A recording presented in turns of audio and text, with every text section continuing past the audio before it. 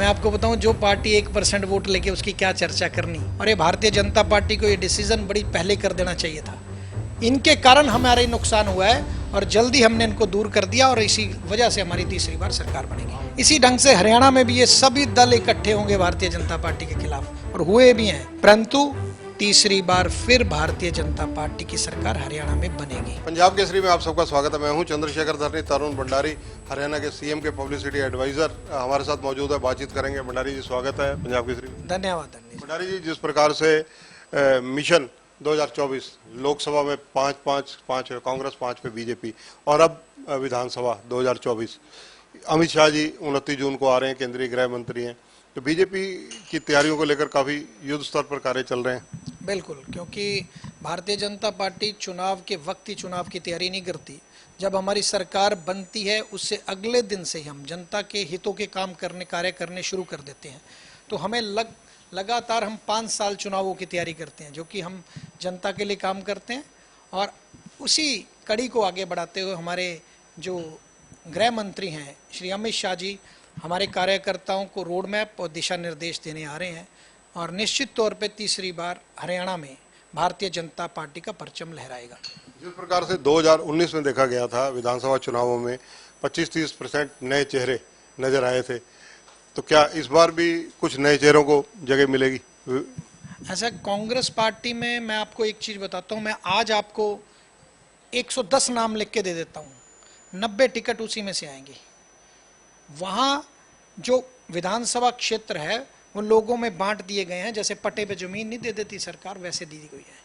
और भारतीय जनता पार्टी में लोगों को मौका दिया जाता है। आपने मुख्यमंत्री भी देखे होंगे किस ढंग से मनोहर लाल जी ने बड़ी खुशी से नायब सैनी जी को मुख्यमंत्री के पद पे बिठाया और आज वो केंद्र में अपनी ड्यूटी कर रहे हैं। इसी तरह शिवराज सिंह चौहान, इसी तरह वसुंधरा जी सिंधिया, यहाँ नए चेहरों को आगे मौका दिया जाता है हमेशा। और जो पुराने लोग होते हैं वो हंस के वो जिम्मेवारी दूसरों को देते हैं। कांग्रेस जैसे परिवारवाद नहीं चलता कि अगर आज भूपेंद्र सिंह हुड्डा जी हैं तो वो अपने बेटे को ही वो सत्ता ट्रांसफर करना चाहते हैं, दीपेंद्र हुड्डा। और अगर रणदीप सिंह सुरजेवाला है वो कैथल से अपने बेटे को ही चुनाव लड़ाना चाहते हैं। इस ढंग की राजनीति भारतीय जनता पार्टी में नहीं होती। इसीलिए नए नए चेहरों को भी मौका दिया जाएगा और पुराने चेहरों पर भी विश्वास किया जाएगा।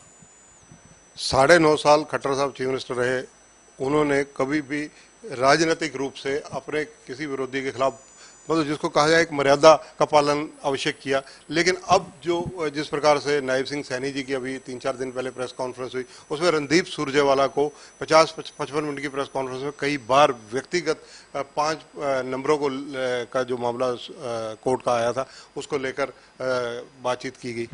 देखा, राजनीति में हर व्यक्ति की कार्यशैली अलग अलग होती है और भारतीय जनता पार्टी अब नायब सैनी जी बने, उनकी कार्यशैली अलग है। और रणदीप सुरजेवाला जी लगातार नेगेटिव राजनीति पिछले 10 साल से करते आ रहे हैं और उसी का नतीजा है कि वो कैथल से भी चुनाव नहीं जीत पाए। और अगर नगर परिषद का चुनाव कैथल में हुआ वो भी उन्होंने हारा। और इस लोकसभा के रिजल्ट भी आप देख लिए दोनों के, वो कैथल में क्या रहे हैं। तो जो हरियाणा की जनता है वो नकारात्मक राजनीति को छोड़ चुकी है और उनको वो राजनीति नहीं करनी चाहिए। इसलिए रणदीप सिंह सुरजेवाला जी लगातार जो हमारे युवाओं को अगर नौकरी दी गई हो उनको भ्रामक प्रचार करके उनको भड़काने का काम करते हैं, हमारे किसानों को भ्रामक प्रचार करके भटकाने का प्रकार करते हैं। ये कांग्रेस की राजनीति जो है उसके विरुद्ध लगातार आक्रामक रूप से नायब सिंह सैनी जी ने बयान दिए। हुड्डा साहब और जो कांग्रेस का एक प्रभावशाली धड़ा है वो इस बात से बहुत आश्वस्त है कि इस बार 75-80 सीटें कांग्रेस जीतने जा रही है अगले विधानसभा चुनावों में। देखो, ऐसा है, कांग्रेस के बारे में मुझे भी ज्ञान है थोड़ा सा। कांग्रेस को भारतीय जनता पार्टी नहीं हरवाएगी, उनको हराने की वो अपनी जो काम किए हैं उसके आधार पे जनता के बीच में जाएगी। पहले ये सारी पार्टी एक जगह इकट्ठी होकर मुझे दिखा दे, ये पार्टी इकट्ठी नहीं होगी, अपने एक दूसरे के दल को ये हरवाने का काम करेंगे। कांग्रेस खुद ही अपने आप निपट जाएगी और तीसरी बार भारतीय जनता पार्टी की सरकार बनेगी। दिल्ली की मंत्री हैं आतिशी, धरने पर बैठी रही पानी के लिए कि हरियाणा पीने का पानी नहीं दे रहा दिल्ली को, हॉस्पिटलाइज रही, काफी आरोप प्रत्यारोप का दौर चल रहा है। एक नाटक और फिल्में जो नाटक के रूप में बनती है वो बॉम्बे में बनती है और दूसरी एक ड्रामा कंपनी है दिल्ली में जो लगातार ड्रामे कर करके इस तरह ड्रामा किंग बन चुके हैं कि वो सिंपथी अपनी सहानुभूति क्रिएट करके वोट लेना चाहते हैं। ये उनके नाटक पहले हो चुके हैं। इसी ढंग से उन्होंने दिल्ली में सरकार बनाई, इसी ढंग से पंजाब में सरकार बनाई और इस लोकसभा चुनाव में आपने देखा उनका फेलियर हुआ है। और इस नाटकों से अब जनता खुश नहीं होने वाली। उनको जनता के लिए काम करके दिखाने पड़ेंगे, जो कि आज पूरे भारत में आम आदमी पार्टी का सुपड़ा साफ हो चुका है।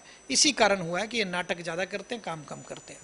हरियाणा के मुख्यमंत्री नायब सिंह सैनी ने जिस प्रकार से रोहतक में अधिकारियों को, एक तरह से कुछ अधिकारियों का उन्होंने इसमें आक्षेप किया है कि उनको एक तरह से वार्न किया है कि वो लोगों को चक्कर ना कटवाएं, लोगों के काम जो होने वाले हैं वो तुरंत करें, तो क्या इसका कोई प्रभाव आपको लगता है कि अफसरों पर, ब्यूरोक्रेसी पर डलेगा? बिल्कुल, चुनाव के वक्त में हमारे कार्यकर्ता, हमारे संगठन के लोग, हमारे विधायक, हमारे चुनाव लड़े व्यक्तियों ने जो हमें फीडबैक दिया कि कई अधिकारी, सभी अधिकारी नहीं, कुछ अधिकारियों ने जानबूझ के हमारे जनता के हित के कार्य करने में विलंब किया, उन लोगों को मुख्यमंत्री ने सचेत भी किया और उनकी जल्द ही ट्रांसफर भी हो जाएंगी।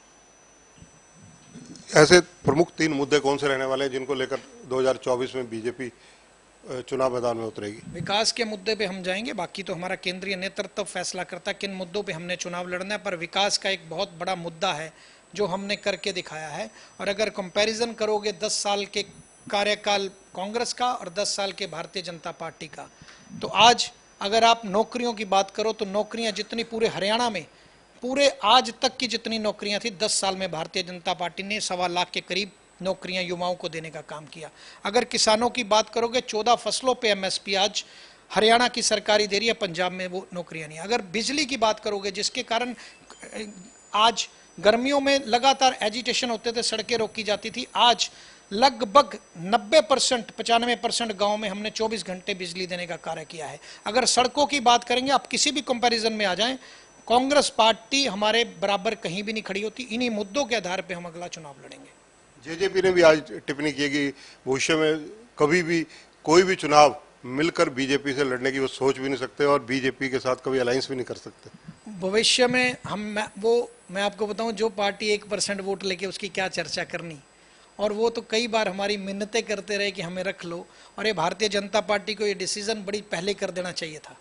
इनके कारण हमारा नुकसान हुआ है और जल्दी हमने इनको दूर कर दिया और इसी वजह से हमारी तीसरी बार सरकार बनेगी। आपकी 4.5 साल सत्ता में पार्टनर रही जेजेपी, कांग्रेस को कह रही है कि वो कोई ऐसा कैंडिडेट लाएं जो गोल्ड मेडलिस्ट हो और कोई ऐसे अच्छे चेहरे को लाएं तो वो सपोर्ट करने को तैयार हैं। जिस ढंग से पूरे देश में सभी दल इकट्ठे होकर प्रधानमंत्री नरेंद्र मोदी जी को हराना चाहते थे, परंतु वो तीसरी बार फिर उन्होंने सरकार बनाई है, इसी ढंग से हरियाणा में भी ये सभी दल इकट्ठे होंगे भारतीय जनता पार्टी के खिलाफ, और हुए भी हैं, परंतु तीसरी बार फिर भारतीय जनता पार्टी की सरकार हरियाणा में बनेगी। राज्यसभा की बात कर रहा हूँ। राज्यसभा में भी मैं कई बार तो ये कहते थे कि आपका मेजोरिटी पूरी नहीं है, आप अल्पमत में हो। आज वो कहाँ गए? अपने विधायक तो बचा नहीं पा रहे। किरण चौधरी जी हमारी पार्टी में ही और अन्य और विधायक आज भारतीय जनता पार्टी में आना चाहते हैं। ये राज्यसभा की तो छोड़े, ये इनके पास उम्मीदवार नहीं मिलेंगे इनको चुनाव लड़ाने के। साहब खुद कह रहे हैं कि वो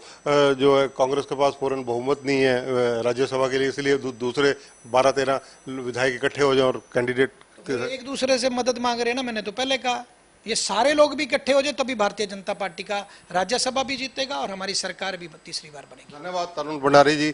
कई राजनीतिक विषयों पर इन्होंने चर्चा की और अमित शाह जी के कार्यक्रम को लेकर भी इन्होंने विस्तार से बताया। कैमरामैन संजय सिंह के साथ चंद्रशेखर धरनी, पंजाब केसरी टीवी, चंडीगढ़। हमसे जुड़े रहने के लिए हमारे YouTube चैनल को सब्सक्राइब करें और नई वीडियो की नोटिफिकेशन के लिए बेल आइकॉन को दबाएं। अगर आप ये वीडियो Facebook पर देख रहे हैं तो लाइक जरूर करें और ज्यादा से ज्यादा शेयर करें। धन्यवाद।